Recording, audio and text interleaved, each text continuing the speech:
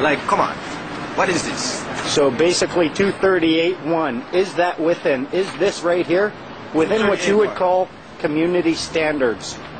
Community standards? Yeah, No, if somebody in your family or if your friend came up with a... No, if you go out into the general community, which are, you know, the police are supposed to be policing the general community, so they know who we're talking about too.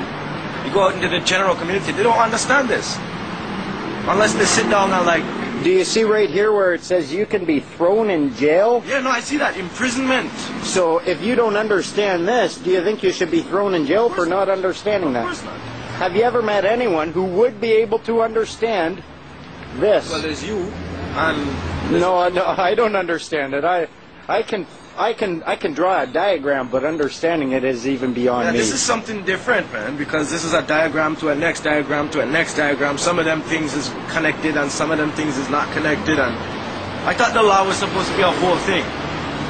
I thought, you know, like there's supposed to be a book or something about the law. And don't you think the law should be understandable? It should be. Well, I mean, it's supposed to be us who create the law. So do you understand this? Do you understand Section 238? This is not for the comprehension of everybody, the lay person. Are you a stupid man? No, I don't feel like I'm a stupid person. Like so should anybody ever be charged under 238.1? In your opinion, as a member of the community? As a member of the community, and as a member here, as a Canadian citizen, this laws should be made more understanding, and nobody could be expected to come under the imprisonment for something that they don't understand. So imprisoning someone for that, do you think that would be just? No, that's not just. It's totally unjust. Totally unjust.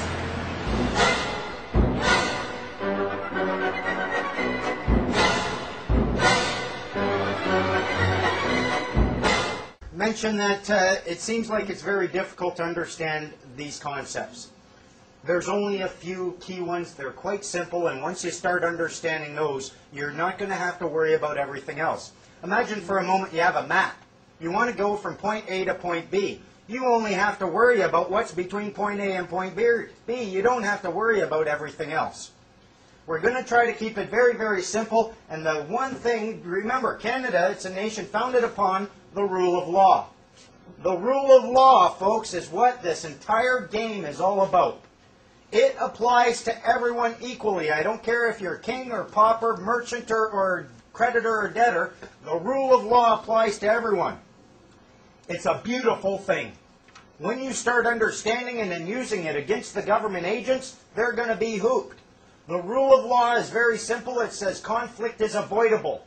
It's unnecessary. It's undesirable. When it raises its head, we are going to deal with it, and we're going to use discussion, negotiation, and then, if necessary, adjudication in a court of competent jurisdiction. You have the power to offer discussion. If they come to you and they want to get you into court, they'll try to get you into the adjudication. They want you to slide right past the discussion and negotiation phase, because in court, the judge can assume and operate on the assumption that you have tried to discuss, you have tried to negotiate, and it failed. That's where his power comes from. We have brought courts down. Wind goes right out of their sails if you point out, Your Honor, there has been no discussion in this matter and I can't consent to adjudication. They lose all their power. If you do this, one thing we did mess up with, you should have all the charges removed right then. They aren't discussing in good faith if you're discussing under charges hanging over your head.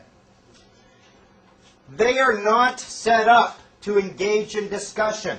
The lawyers don't want to discuss it. They want to fight. They make all their money in adjudication. You can take all their fight away from them just by saying, look, I just want to talk. Just got some questions. I just want to talk. Give them notice of that. They have no power. The court's competency of jurisdiction is a result or the attempt of discussion and the failure of it.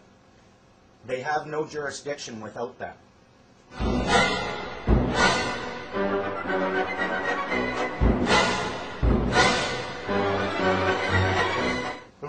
In this little game that they've got us playing, there is a hierarchy to law. If you look on the right-hand side, natural law is the epitome. That's the top. Natural law is essentially your rights and duties to those whom you love. Imagine for a moment you're in a forest. You live there with your family. No one else is anywhere around. Your rights and duties to your family essentially boils down to the natural law. It's all about love. The natural law, what law is all about, it's all about fundamentally love. Below that, you will have commercial law. Let's suppose in this forest there's now not just you with your family, there's another family, you live 100 miles away. Once a month you want to trade some of your berries for his fish. The commercial law now will deal with your transactions. And this commercial law has to do with trust. You need to be able to trust the people you're engaging in commercial actions with. Below that you have a common law. The common law, imagine for a moment in this forest where before you only had 2 people, now you got hundreds and thousands of families living here. You need a certain system, a certain structure that's going to allow all of these people the protection that commercial law will afford them. It boils down to compassion, and it boils down to the Magna Carta, which essentially said that the government within this structure are bound by their own rules. That's essentially what the common law is about. All of this side of the hierarchy of law, this all deals with your body as a human being. It has to do with your rights and your responsibilities and your duties as a human being in a common law jurisdiction. The other side of that is equity. This is all about law and truth. This side is all about equity and fiction. That line in the center represents the mirror I showed you over here. On the other side you have statutes, you have regulations, bylaws, and orders. They don't act on your body at all. They only act upon your person. They only act in equity. And here's the thing. People who exist in equity and act in equity cannot exit equity. Grab something that's existing only in law, drag it into it, and then try affecting it. Equity is a bitch, as they say, and you can only enter into it voluntarily. No one can ever force you. That's why they're using applications, registrations, and submissions and your signature.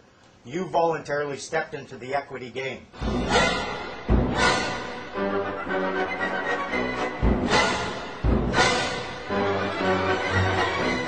A lot of what they're doing, let's bear in mind, we are all equal. If we are all equal, who has the right to make any demands upon you? Who has the right to do anything, to command you, demand you, put orders on you? Who has the power? No one. The thing is, they never do that. Everything they do is an offer. Everything. It might appear to be a demand. They might label it an order, but then it's an offer for you to accept that their offer is an order. If we are all equal, the only tool they can possibly have is an offer. They get you to break the law because of how you deal with their offers. And it's all about dishonor.